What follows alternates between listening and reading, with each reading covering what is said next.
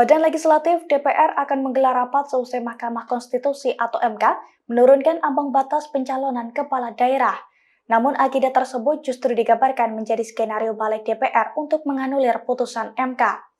Dilansir dari tribunnews.com, rapat balik DPR tersebut rencananya akan digelar pada Rabu 21 Agustus 2024 hari ini, yakni tepat sehari setelah MK menurunkan ambang batas pencalonan Pilkada Jakarta menjadi 7,5%.